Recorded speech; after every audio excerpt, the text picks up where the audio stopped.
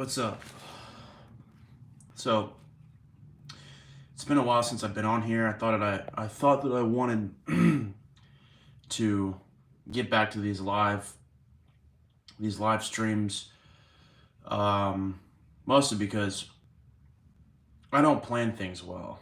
Um, I'll sit on a video for too long, for far too long, and just not pull the plug. So I think the live streams might be what I go back to, but I thought today I literally had the idea to talk about the true nature of INFJ. In socionics, that would be IEI.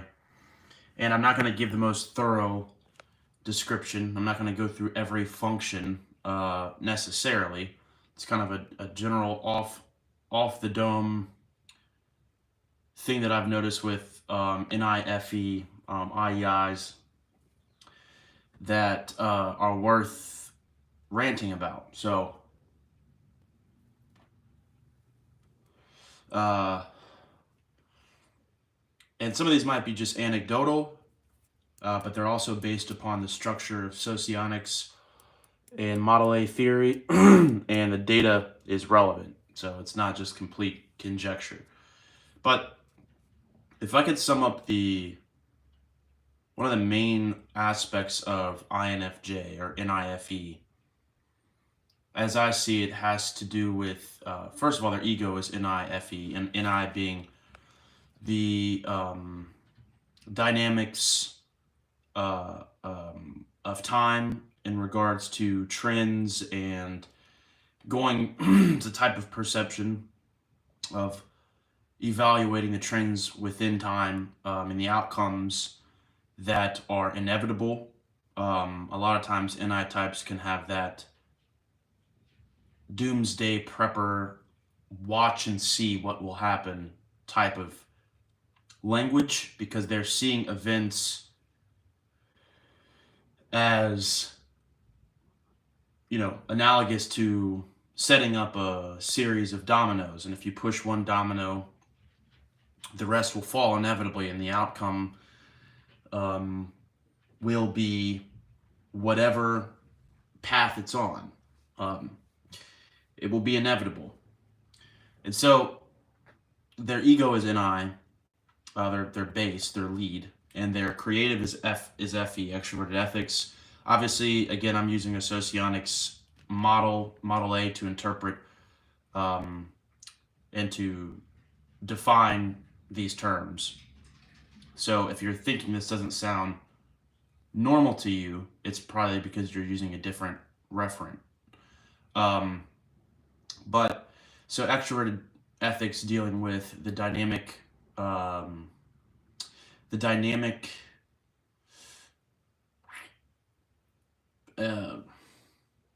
I'm going off the head, so I might take a little longer, but the dynamic expressionality, emotions, the interchange of real emotions and self-expression in the environment that can be manifested through translating your inner emotional states into forms of art, or it could be just articulating and expressing verbally or through body language how you feel, getting angry, sad.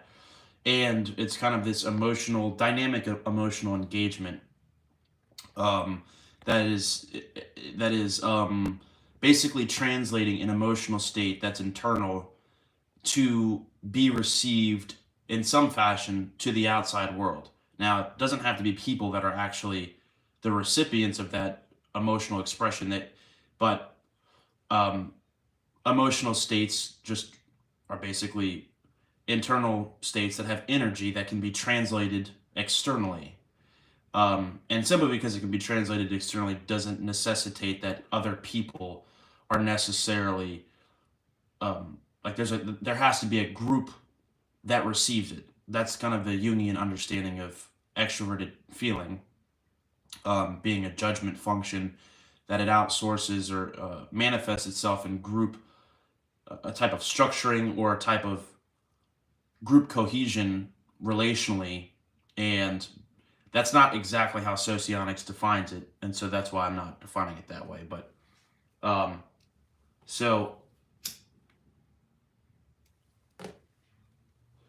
So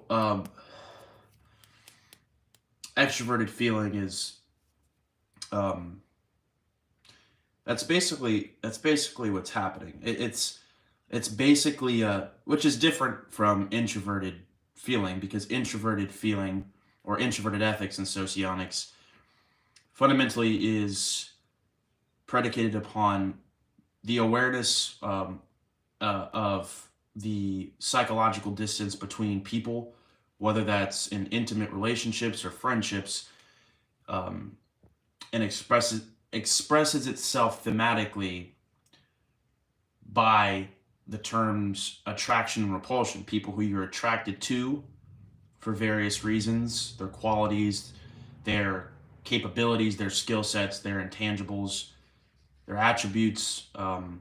And it's very individualistic. It's not necessarily looking to the group per se of which that person is associated with. It's, in a sense, assessing that person individually on a case-by-case basis. This particular person, whereas obviously betas and alphas would be looking at, well, specifically betas, and this is where you get to aristocratic versus democratic, I think. And I believe, again, it's been a little bit, I haven't been super invested in socionics recently as much as I have in the past, so I might get this wrong. So take this for a grain of salt, but the betas and the betas and the deltas, I believe, are the aristocrats, I think.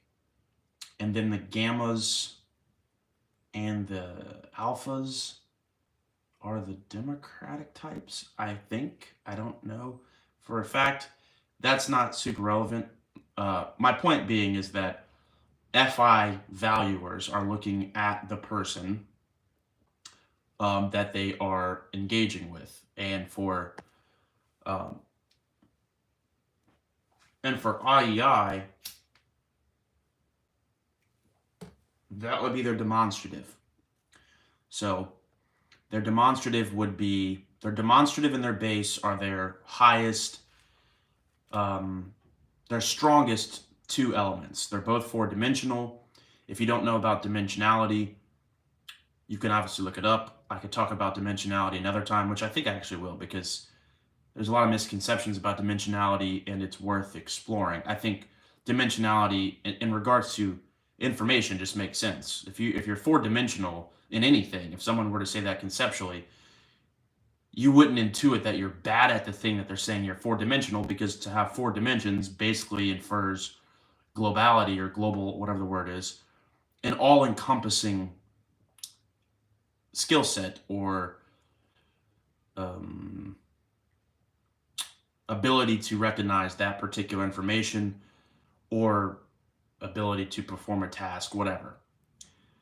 And two-dimensional things, whatever you want to say, obviously have a flatness. They have a kind of a lower life bandwidth, if you will. And think of it that way. The dimensions is bandwidth. How much bandwidth does a certain element have in the psyche of a type, which determines the strength, and how many, in what context, and the dimensions also kind of go hand in hand with the functioning, because in the weaker elements that are either two dimensions or one-dimensional dictates the context and the amount that they can use that successfully. Obviously, one dimension, you're only relegated to your own experience, and you think that if you value it, then it's you recognize it's a sore spot, because you recognize that you're inadequate, and you want to improve upon it, which makes sense that you would need it outsourced and have someone else introduce that information and supplement it in your life, who has a greater strength in that. So getting back on a side tangent on IEI, so FE, when you have the combination of NI and FE together, you get a really, there's certain characteristics about this person that they're very contemplative. I do think there's a gender difference with every type.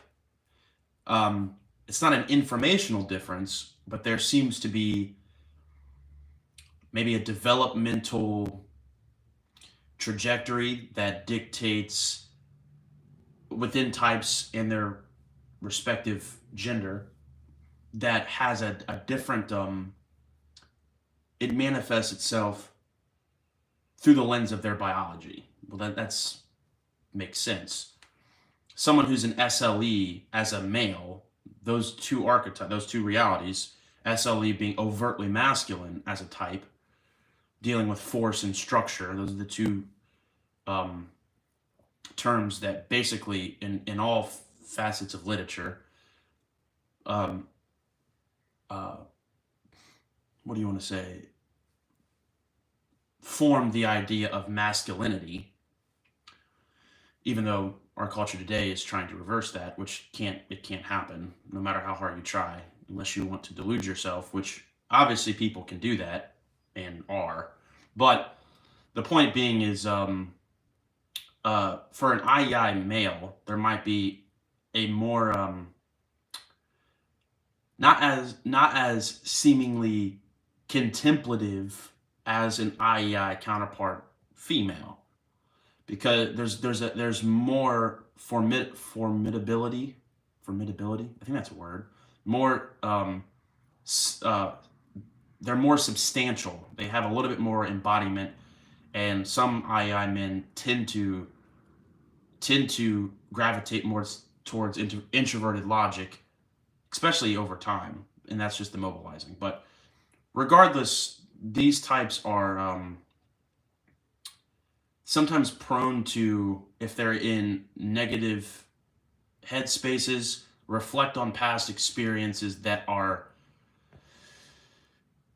either preventing them in the present for growing and kind of working through things. I've noticed this with one of my close friends who is a musician, songwriter kind of fellow, and he's very aware of the sequences and progressions within his own life journey, and he is so fascinating. He'll learn these new, this is kind of vague, but he'll learn these new aspects of how to live more ideally. And it could be something as rudimentary as learning how to savor your meals when you eat, because it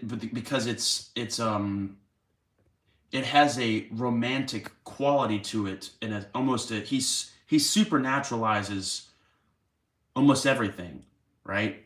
So a meal has some type of metaphor for life, and this is why they can be romantic types, because they struggle with existing in the real world and the mundaneness of everyday experience. And so even if it is a task that is rudimentary, like folding your clothes or doing the dishes, they start to add an element of mysticism or lesson that is an analogy for life. My friend uses the term, tend the garden. How's the garden? Are there weeds in it? Are there flowers in it? And they use these kind of analogies and metaphors that somehow, in a sense, reflect actual physical processes. This is the interesting thing between the NI and SI being dynamic, that there's a difference between an abstract transformation and evolution versus a physical process. So they're not as engaged in terms of the physical processes of things, like that's their super id block or super ego block, which would be extroverted logic and introverted sensation. Like, how effective is this process in maximizing efficiency, so on and so forth? Whether that be, like, think of a conveyor belt, that there's this mundane physical process that's repeatable and uniform and efficient, the IEI would look at first of all, they would treat that process or things akin to it, physical processes that are, like routinized in a sense, and we're not routinized in a strict sense, like do this way, but rather that things have an organic mechanical input output functioning that creates and sustains efficiency within the working environment that they're within. That's completely boring to in IEI, and they get really they start to question what is the meaning of work at all? What is the meaning of my own life? I'm beyond this. I'm more significant than this. There has to be, why do we work? And they start to, once they start to ask those questions, they start to think about work in general, and they might think about what is the structure of or the concept of work, and how have people worked in the past? Was it about having personal significance? Is it tied to our personal identity? And in terms of identity, that for an IEI to have some type of absolute truth or some absolute principle that tethers all of these patterns into one cohesive unit, like a typological system, you could say, gives them assurance of how to become mobilized in the world and embodied and take on obstacles, because they know the structure, and they see the patterns evolving and so on and so forth. And so they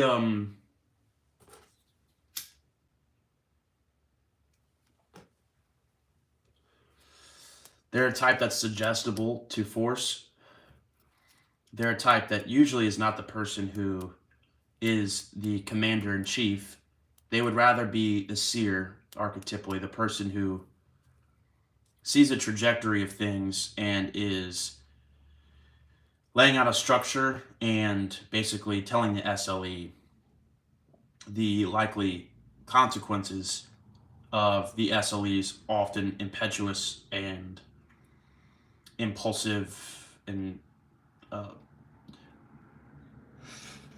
nearsighted tactics. The IEI would come in and say, "Yes, my lord, my lord, I can see how thee would how thee would so desire to conquer those underneath us.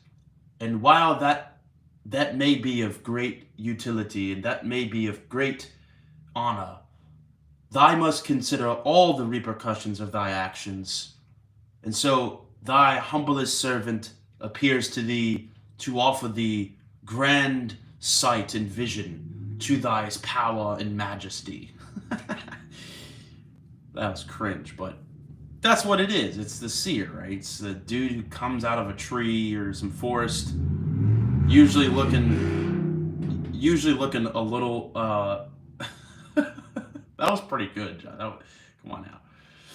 But usually looking a little dusty because their SI isn't great. They kind of look disheveled and mysterious. They're all about their own personal expression. Thou shalt not get away with this. Right. Their sense of aesthetic harmony, that things flow and cascade into one another in a elegant way, visually, not their thing. They often have usually symbolic artifacts or something that even if it is a imprinted object that is seemingly mundane to an IEI, it isn't mundane. It has some type of metaphorical, analogical significance that, whether that's sometimes, they're the crystal people, or that it's looking and abstracting off of the object something of intuitive, symbolic significance that represents thematic thematic and poetic aspects of reality that the average eye doesn't see, because it takes a different type of sight with them, right? But they want to be pushed on, right? They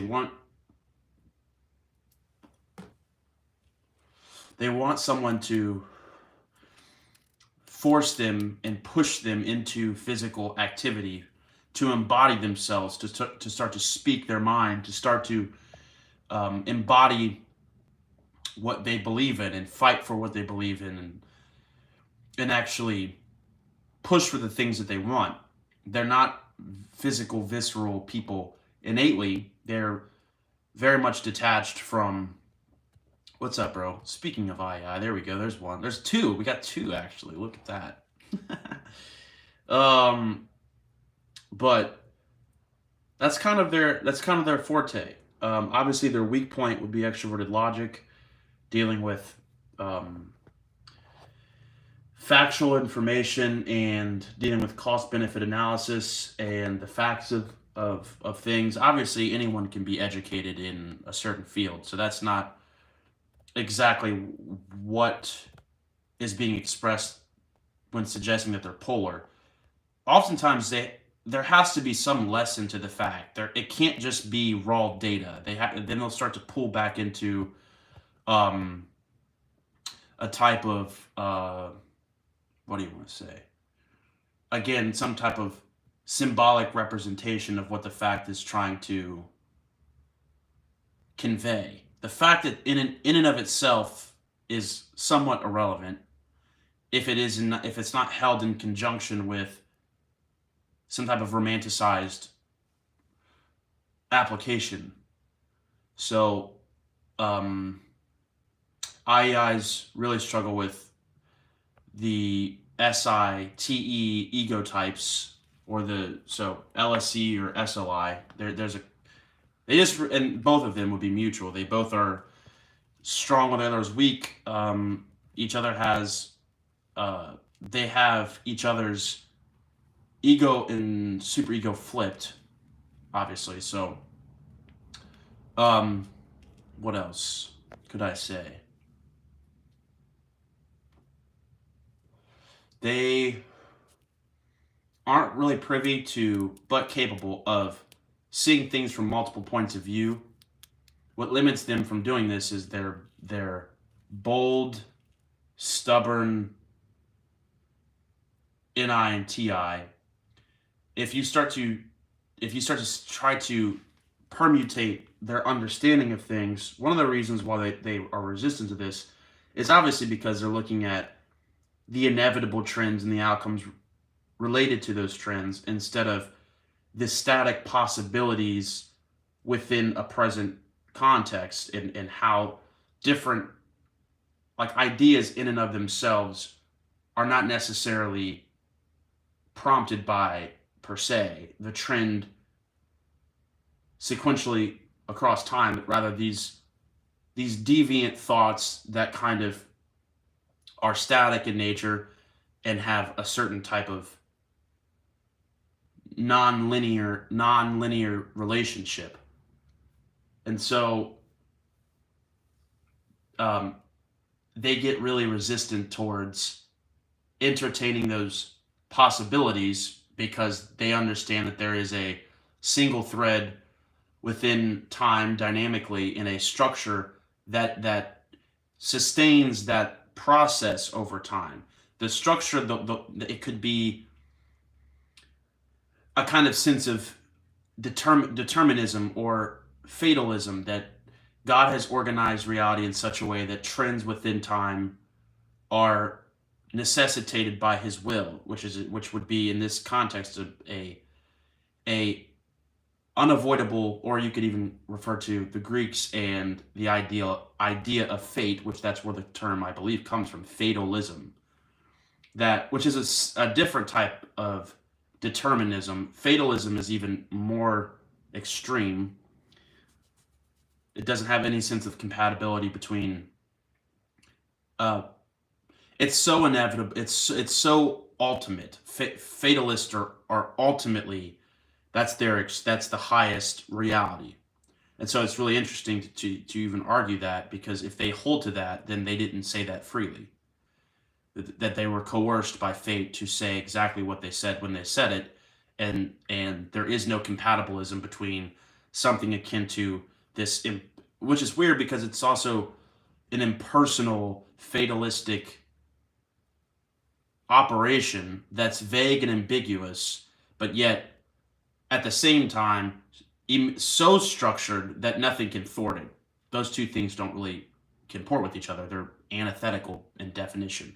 But regardless, that's not what we're talking about. I just thought I'd mention that. But so the reason why they're resistant towards the different perspectives is because sometimes they can have this view that because within history things have moved throughout time towards a certain trajectory, a certain teleology, that there are a certain end goal and grand outcome. And that outcome, again, is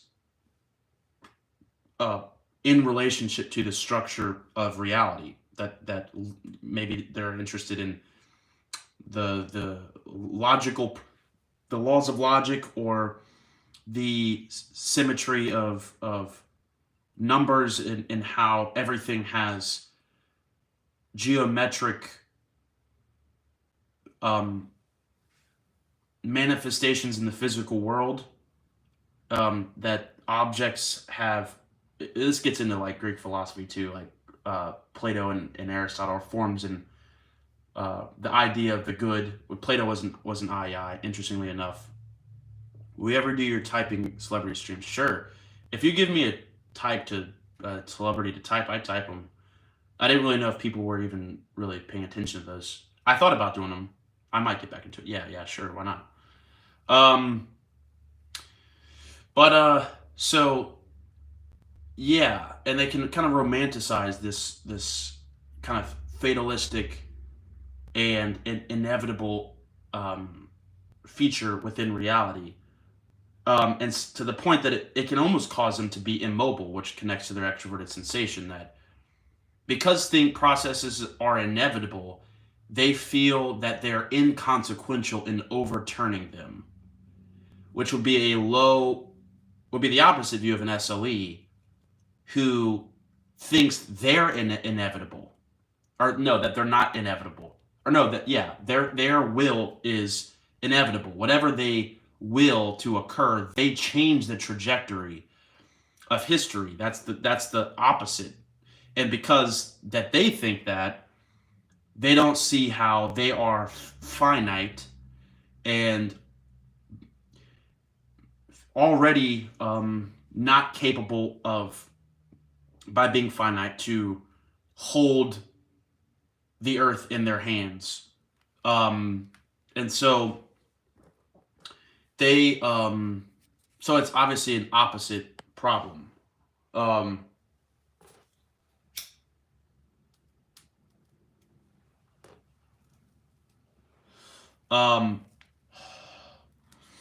And so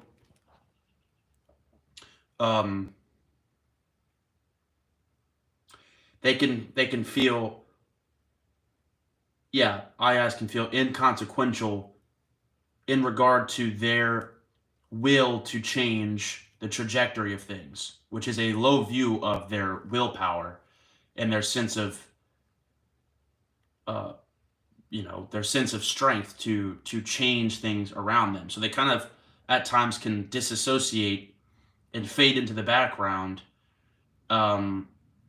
while kind of just saying things from afar. And that's kind of why they have that kind of seeker or seer energy. The seer is the person not active in the actual war, active legitimately. They're passive in regards to actually engaging in it.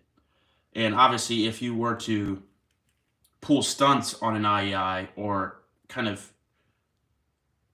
immediate movements and advancements, the IEI would not be prepared for that. Lex Friedman, I'm pretty sure he's one-dimensional FE. I haven't listened to him a ton. His FE blows.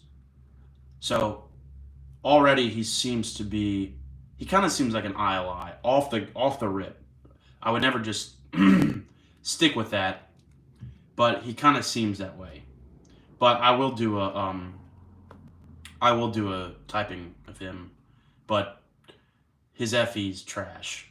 And he seems kind of suggestible SE, but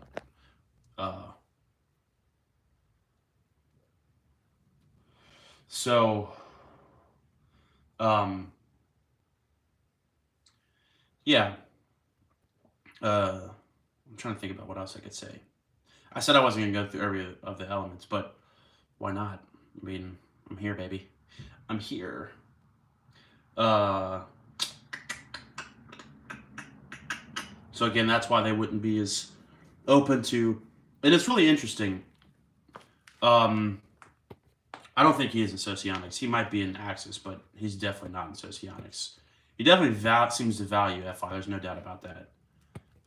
But that's the thing with IEIs, going back to that they, one thing I've noticed, just this is anecdotal, take it for what it's worth, but if you're having a conversation, they're not really interested. If you start to bounce from topic to topic, they don't like that.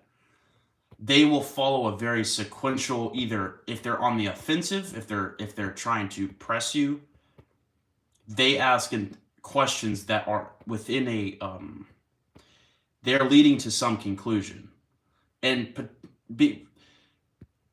if they were like they're funneling in on you, in the sense of they're trying to walk through the sequence to arrive at the end, whatever that end is, some conclusion or agreement or point of dissent, whatever.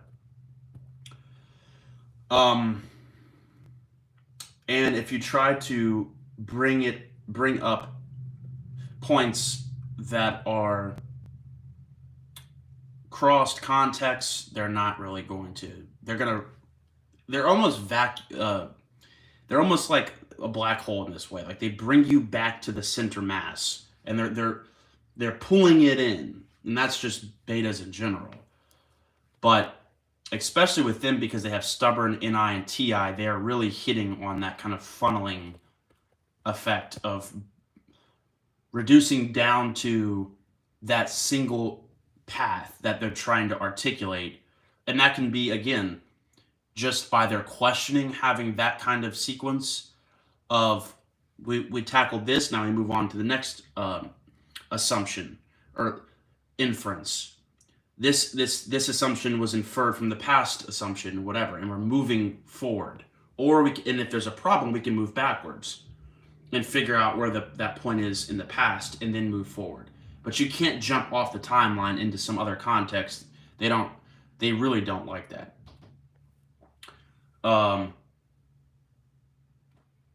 Their FI is four-dimensional. They're aware of their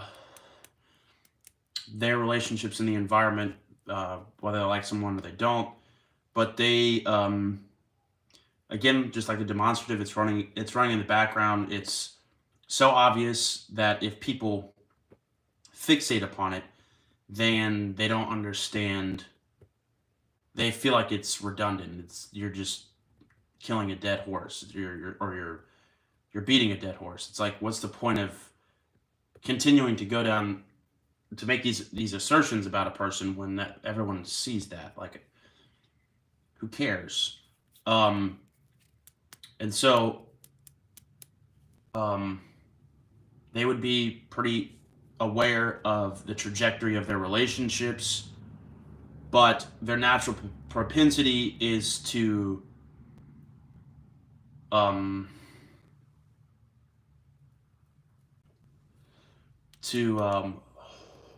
share in a kind of romanticized, seemingly mystical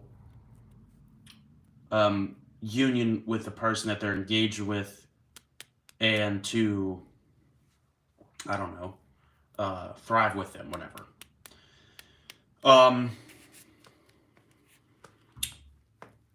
Basically did every element. Yeah. Yeah, I mean, that's basically all that I have. That was off the dome.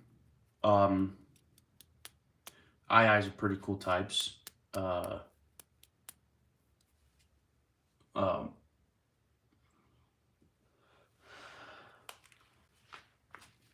yeah.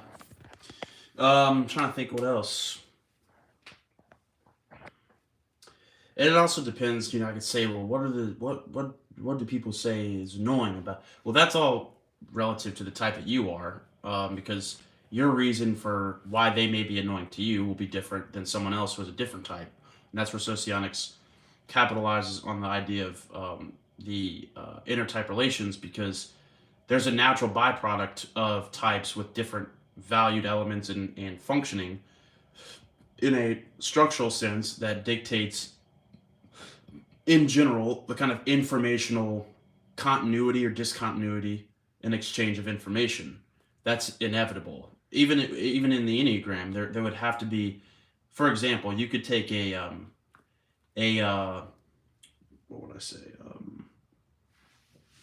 an idealistic type, the 1, 7, and 4, I think, versus maybe a competency type, and there's overlap. I think that's what it is. The idealistic.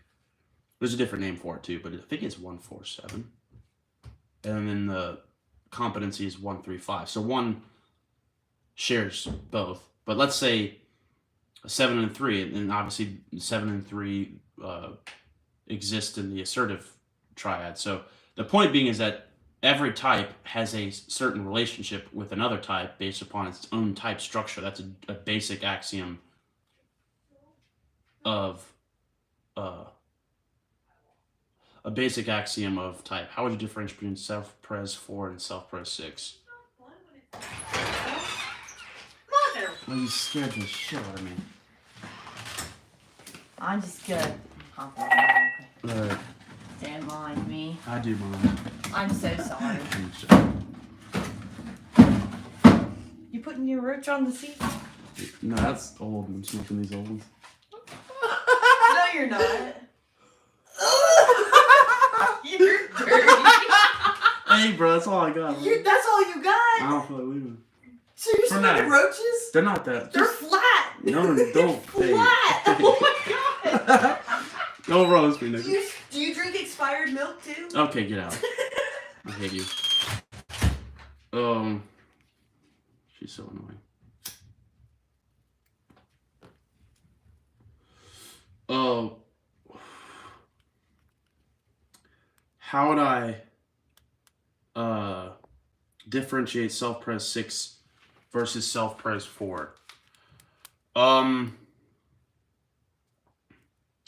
To be honest, it's been a while since the Enneagram is annoying to me now, but I guess I could, I'm not in serious mode, but I'm just trying to keep my train of thought. Self-pres 4, bro, it's been a while. What do I even remember about self-pres 4? Probably, I would say, again, take this with a grain of salt. It's been a while since I've studied Enneagram, but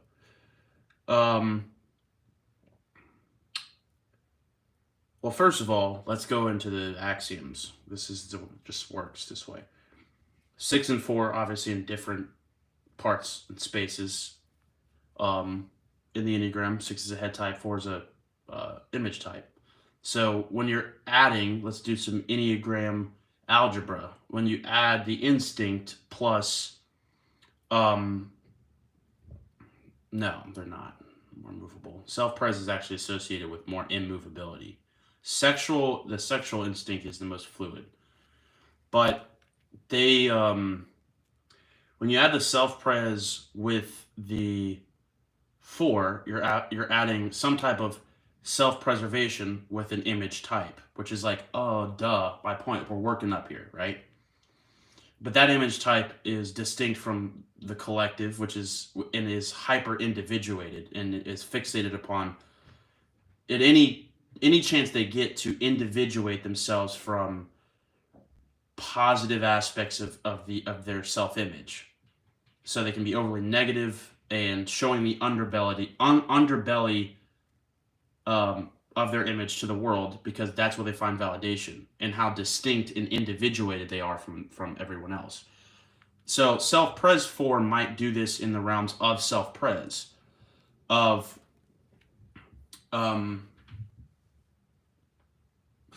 they can their form of self-pres wouldn't be as quote unquote responsible as a security type and head type self-pres 6, which is super about having their necessary domains of not only domesticity but also security. That can be having a stable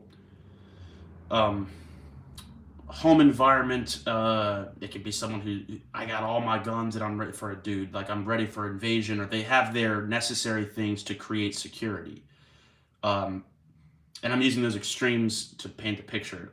When you think of flesh and bone people, it's a matter of engaging with them and building an understanding of how they operate to see the nuances of how that operates. But one's fear motivated, one is shame motivated. So 4s might struggle to they'll feel like they have to have some form of like having a mundane job, for example, something that is not distinct in and of itself, would probably feel like they are committing some type of identity suicide.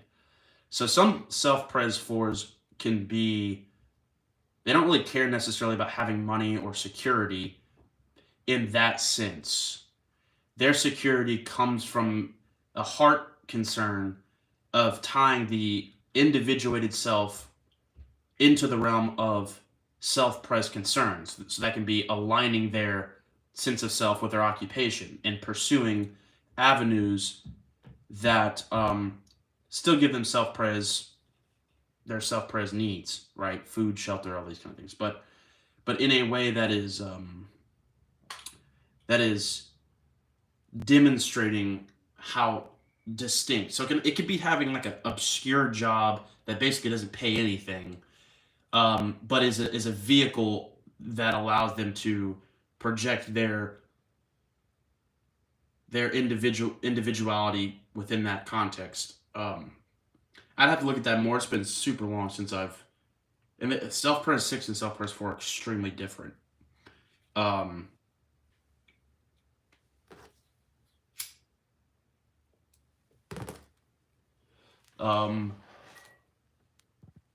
trying to think of what else. Self-pres 6 is more concerned about creating links, security links within the chain of self-preservation. Think contingency plans, or it can be as mundane as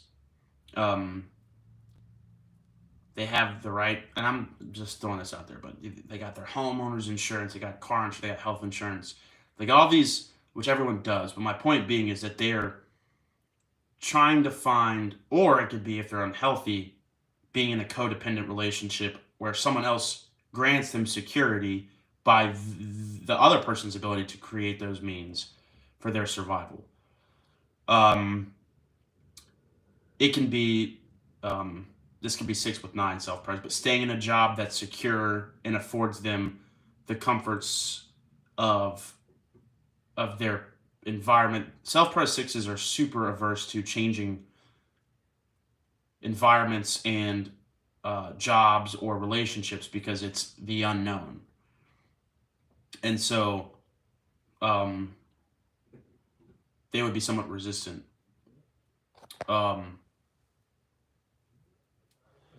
Social 5.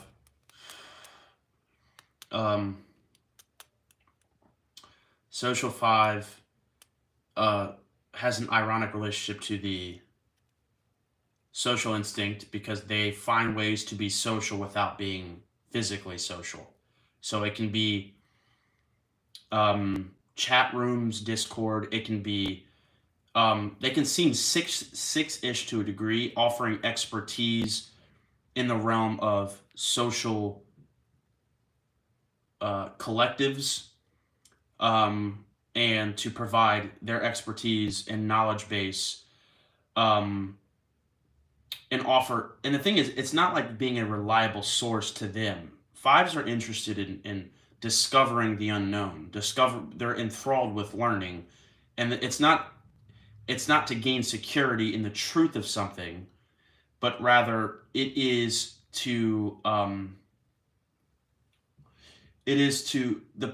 the way they maintain security as a head type is by minimizing relational connection, and they have a detached monkish relationship to material things, or they can be somewhat not they're very minimalistic. They don't have great concern about their looks unless they're sexual. They have sexual if they're not sexual blind, then that becomes more of a concern. But even there, it's very meticulous and pedantic and hyper specialized, as if looking through things through a microscope and dissecting it apart. So social fives can be, they feel more like Bill Gates is probably a social five. And he's the kind of guy. He's also an LIE, but in socionics. So he's offering, these novel solutions to help society in a way that's somewhat detached and not necessarily out in the open. Yeah, it's possible you could have a wing on your 3. It's possible you could have 4 in your tri-type.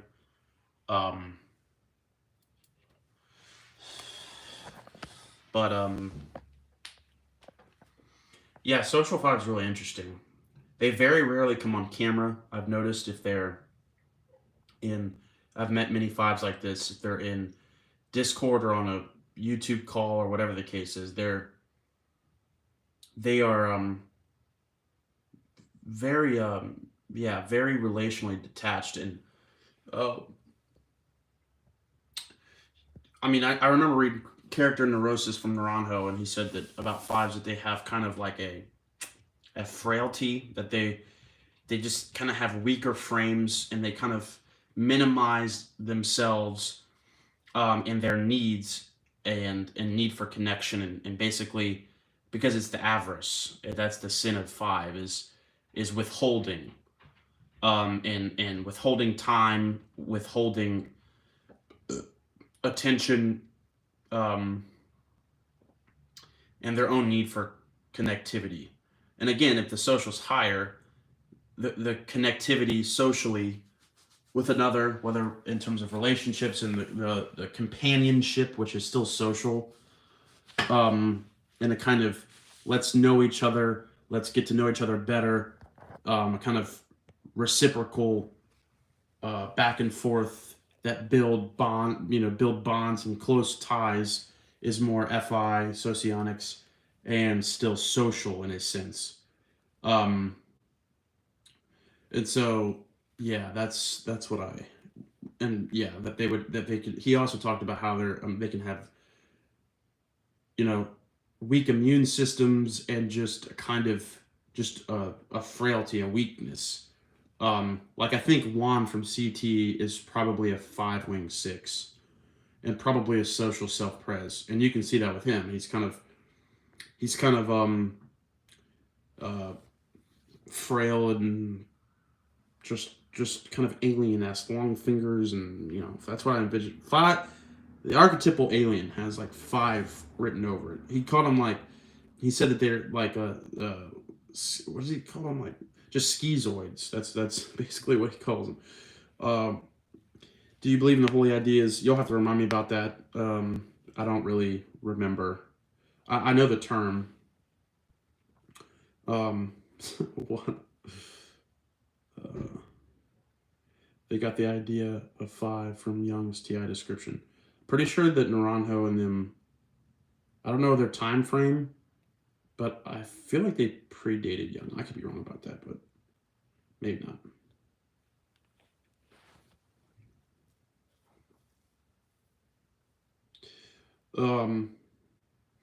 Yeah, the holy ideas, I kind of forget about. I don't get in all the kind of, that's the part, in terms of the mystical aspects of the Enneagram, I think it's bogus, to be quite honest, and I don't choose to. I use it as a conceptual scheme that I can put people in boxes and understand how people think, and make decisions, because that's interesting to me. And so in terms of the utility of these ideas to develop the self, in a sense, I'm like, I don't really, that's the part that I don't, that's why I know I'm not Delta, because that's a big thing for Delta types, of having the growing from these ideas that I don't really subscribe to. The ideas in and of themselves are interesting, and you can work with them intellectually and correspond them to other structures and frameworks and see the relationship between those two and the merits of that system above another system based upon how it's structured and how the idea corresponds to reality, that this is an actual feature of reality. Obviously from that you could claim that the system is meant to be used practically for self-development, which, again, I've said that before in the past, in the sense of that's inherent in the system structure. But personally, I don't ever really use it for my own self-development necessarily. So, right, wrong, or indifferent. The inferior function is, in my opinion, a better gauge than Enneagram. Maybe. Enneagram, I just don't find it interesting anymore. I feel like it became too subjective and too interpretive and subtly woo-woo for me. And that's where I was like, I don't really... Because it's also, type in general starts to irritate me, because people always start to go to trait identification, and no one, I feel like a lot of people just aren't critical, and they don't put people in microscopes. They don't actually do experiments where they are testing their hypotheses to see whether or not it's valid. They would rather run with trait-based associations, and then, because it's easy and it's quick, but it's superficial, wrong for one, and it's hyper general. And to me, that's boring. I want to get to the nitty gritty instead of this person's aggressive, so they're an 8. I mean, then first of all, that's just so just vapid, and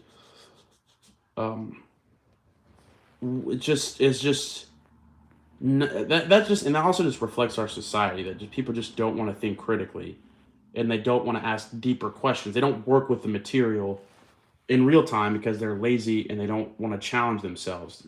Honestly, like, okay, this person says they're a 6. Challenge that.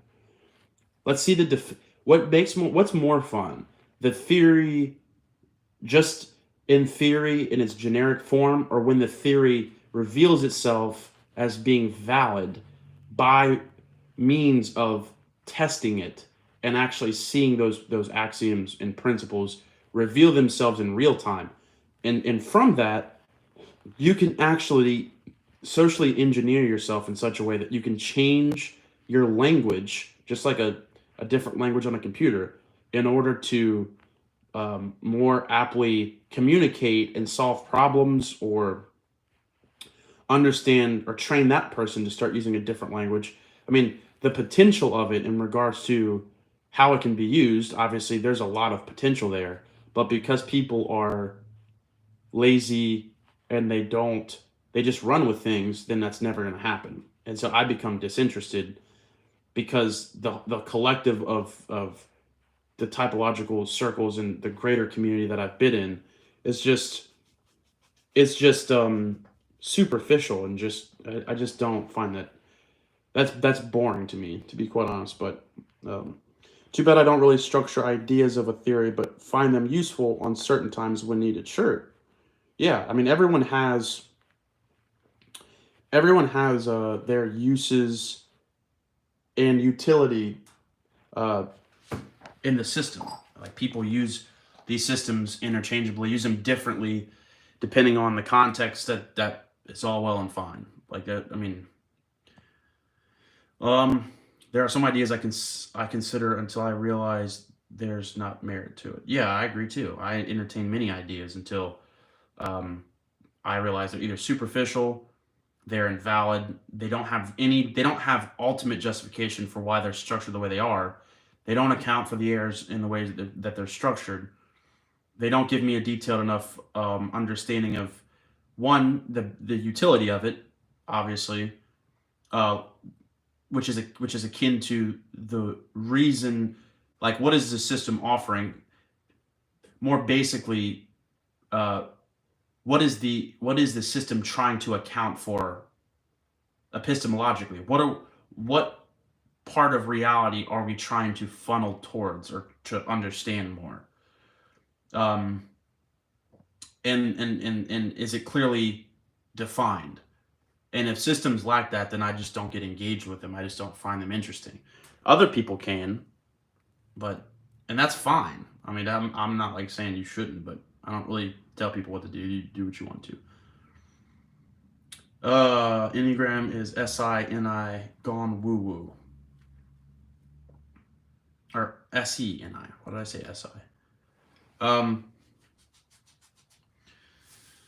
Yeah, and that all depends on what teacher you ask, because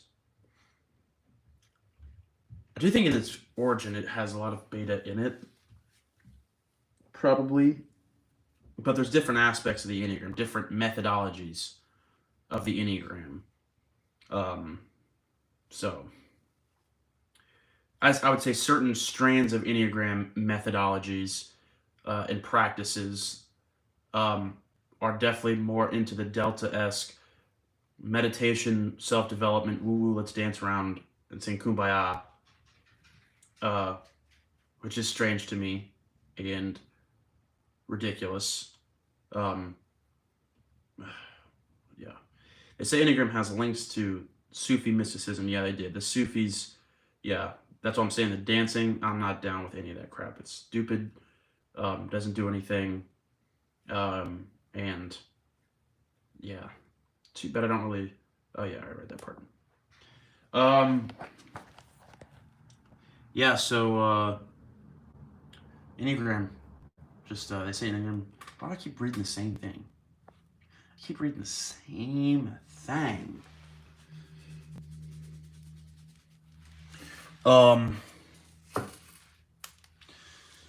So that's why, yeah, when someone says I'm this Enneagram type, my mind starts to think you're probably not. Immediately, I'm like, oh my gosh, here we go. That's just me, but I feel like some SP variants are in line with Delta, like SP6.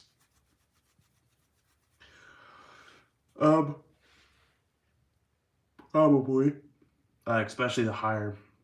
I mean, yes, I agree. Depending on the Delta. But yep, you're probably right. Every Delta type I can think being at least a 6.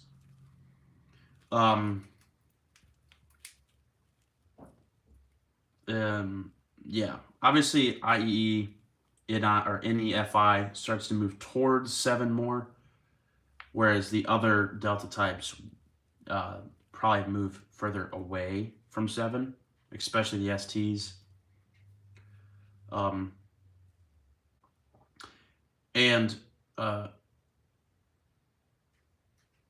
most likely if someone's a 7 and they think they're an EII, they're probably not. They're probably an IEE. So I would still say that EII would probably be representative, like 6 wing 7, EII being FINE. So that would be, yeah, they would be more 6 wing 7-ish probably, on average. If you were to quantify that, or probably. But again, even with the correlations between Enneagram and Socionics type, I find to be pop psychology, pop MBTI stuff, or just pop. It's just, I don't find the fact, I don't know why people, no offense, I'm not trying to roast you, but, because that's actually a legitimate correlation. I don't know why there's so much infatuation with, like, I get it conceptually, but some people just, like, they can't see how the types are trying to match from the Enneagram to Socionics or MBTI. Just don't follow. And why people feel the need to just keep going, like, I don't understand it. Like, it really, it's like, what, who, some of these are so self-evident. And they'll say, well, is it possible for a da-da-da-da-da to be a type 7 or da-da-da-da-da? It's like, what do you mean, is it possible? Is it, I mean, like, obviously certain types, it doesn't make sense if you assess the literature on the type, like a type 9, 9-wing 1 SLE. Like, is that possible? I guess in theory, in a sense, somehow, in terms of what's possible, I mean, I don't know. Probably actually not. I mean, I know it's like duh, but my point is, like, those two. No, I actually don't, because they don't have correspondence. Like, the definitions are too antithetical for them to be a real type of person. And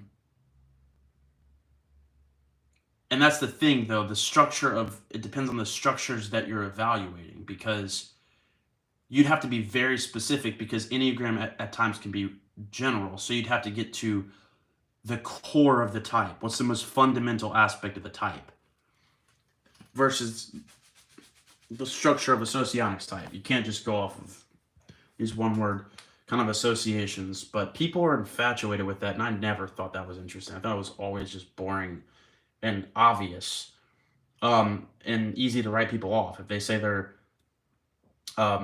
even types, you'd be like, oh, okay. Like, I'd have to know their whole type. Like, what's your instinctual variance? What's your core type? What's your wing? What's your tri-type?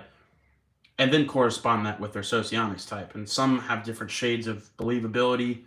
Other ones don't. Yeah. Get infatuated with Axis. Probably not going to happen, to be quite honest. No shade, which I've said that before, but I can't choose this life, man. This life chooses me. I get interested as I do. But we'll support you on your journey, brother. I've said the same since day one. But I'm sticking with Socionics in terms of the structure that I choose to use. Yeah. And even if I'm not using Axis, or if any system, I can at least be a point of reference to at least somewhat reliably translate things. But I'm actually using the system to understand people, and I can see it so overtly that there would be no point for me to invest myself in another system. At that point, it would just be what would be the. I'm not saying it's impossible for that to happen. If something becomes interesting and captures my attention, I'll at least learn it. But if it doesn't, then I don't see any need to pursue it. Like, that's just me. I do the same thing with books. Like, but Socionics, Bolsheviks. I'm weak. Yeah, so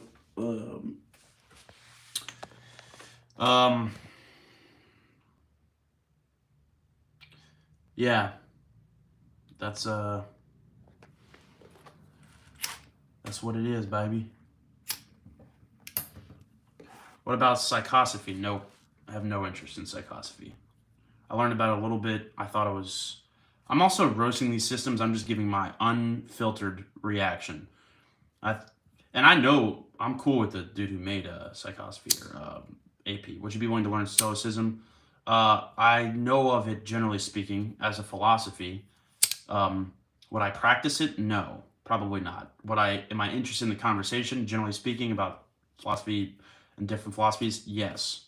Would I debate it? Probably. Because that's just what I do. Psychosophy I thought was like JV typology. It just felt, and again, there might be good stuff in there. I know attitudinal psych is basically the same thing. I just don't. I read it and I can't get into it. I forget where I was.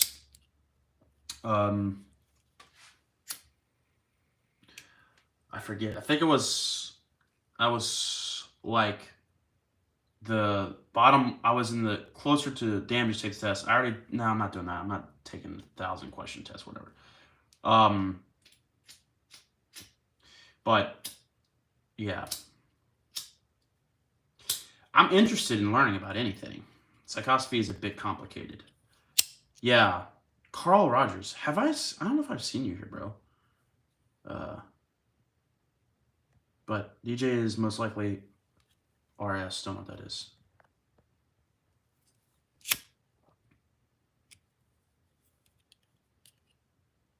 Yeah, I think it might have been by Kant.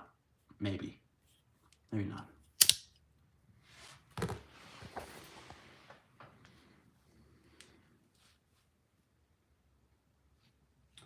So, yeah, psychosophy, bro. I've heard people talk about it.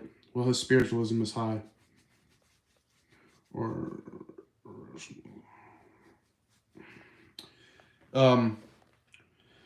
And I just thought it was. I looked up stuff and I was like, this doesn't. I don't really care that much. Yeah, Marcus Aurelius Meditations. I think he was an EII. I think. I actually have Meditations. I haven't read it yet. I tried to read Plato's Republic. Or was it Socrates that wrote that? No, it was Plato. I need an abridged version because I don't. Yeah, nice. Respect, dude. Yeah. And I would say that my philosophic outlook definitely dictates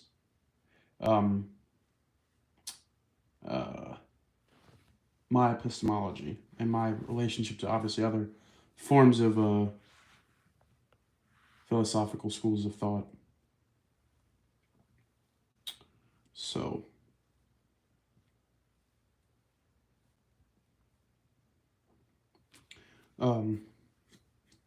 which would basically just be a Christian revelational epistemology, which was produced from a early 20th century Reformed Dutch apologist, Christian philosopher, theologian, who was trained in the school of idealism.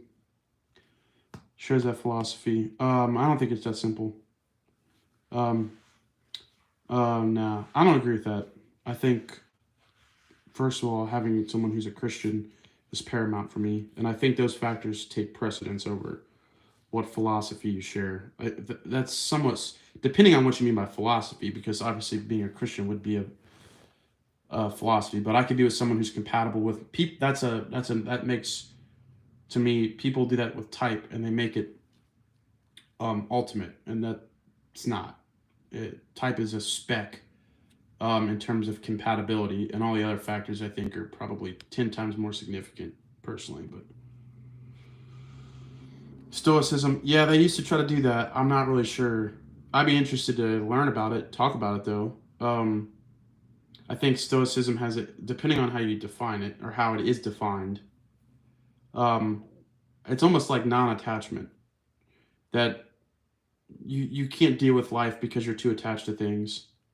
And Stoicism seems to be a philosophy that kind of neuters people emotionally, and makes them, which I think is absurd, but I'd be interested to talk about it though. I don't mean to keep shooting stuff down. I promise I'm not just shooting it down. I read a lot of stuff I don't agree with, and I vehemently oppose. I still read it, so I know what other people are saying. Which used to be a practice. People used to, that was never that wasn't an uncommon thing. Or talk to someone you completely disagree with. Leibniz, yeah, he's the goat. He's a dog. So,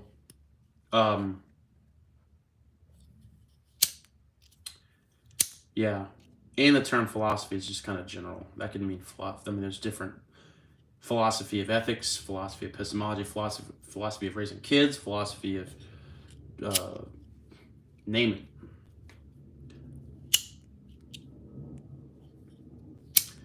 But yeah, Marcus Aurelius, in terms of his relationship with the Christians at the time that he ruled, he was actually pretty accommodating compared to other Roman Caesars, because he was a Caesar, right? Yeah, he was. Pretty sure. And to learn Stoicism, because we're basically living in a time when we simply feminize men and masculinize women. Totally agree, brother. I absolutely agree. Yep, we are very imbalanced. Then we have the red pillars who are being ironically anti-conservative by saying men shouldn't get married, and calling women thoughts and all this kind of stuff. Me and John were talking about this. Makes no sense. It's because people are innately imbalanced, and also they don't have a grained philosophy of life that reconciles all these ideas in a way that's cogent and internally coherent. It's just like that's why the extremes occur, and it's a pendulum effect. It's like you swing from one extreme to the other extreme, and it's sad, to be honest. Oh yeah, Marcus Aurelius was an IEI, although I'm not too sure about his Enneagram type. Yeah, I don't know. I don't know. I'm not overtly familiar with the chap, other than the fact that he was a Roman emperor, and that he was not as nasty as Nero or what was his name? Domitian or Damocletian? Damocletian? I think that was his name. Hopefully I'm pronouncing that right. Those dudes were nutty towards the Christians, early Christians. But Marcus Aurelius was a cool dude. Constantine was cool. The first Constantine, I think it was the first Constantine. He was cooler, but he was also strategic and maybe didn't have the best intentions of creating. I think the Pax Romana came from Constantine. I think under his rule, Peace of Rome, or maybe that was Roy's. I don't remember. It was someone that obviously wasn't as antagonistic to Christians as other living in the good times in the good times for men. I don't know. Maybe. It's definitely ripe for reformation. It's ripe for turning around, turning to Christ, and men to become actual men and have an actual foundation for masculinity, and not in empty, I just lift weights and I do these things and that's disconnected, and will only get you so far. Not to say that people shouldn't work out, but you get my point.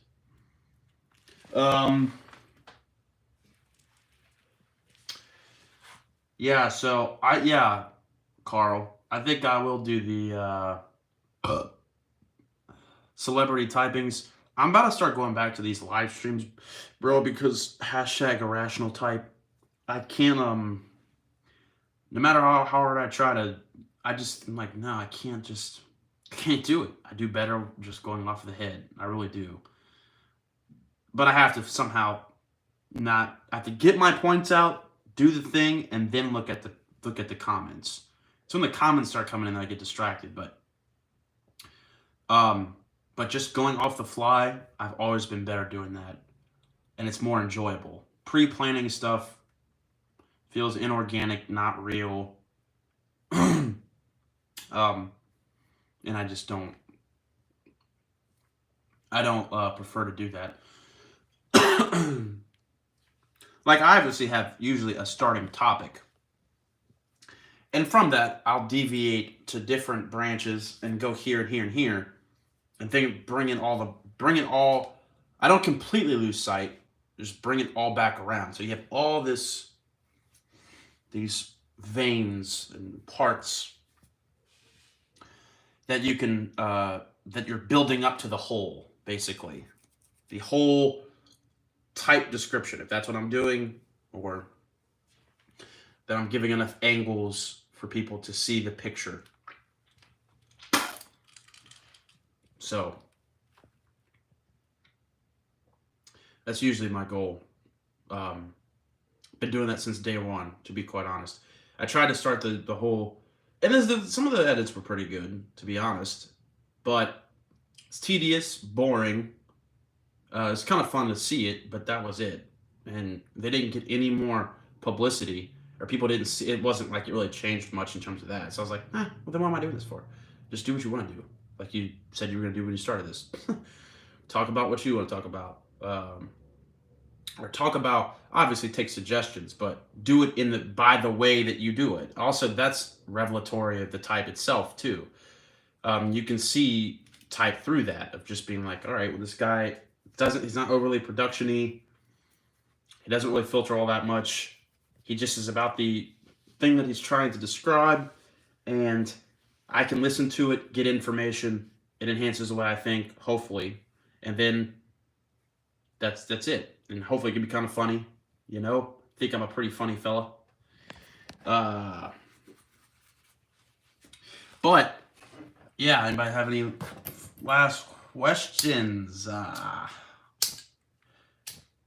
Marcus Aurelius.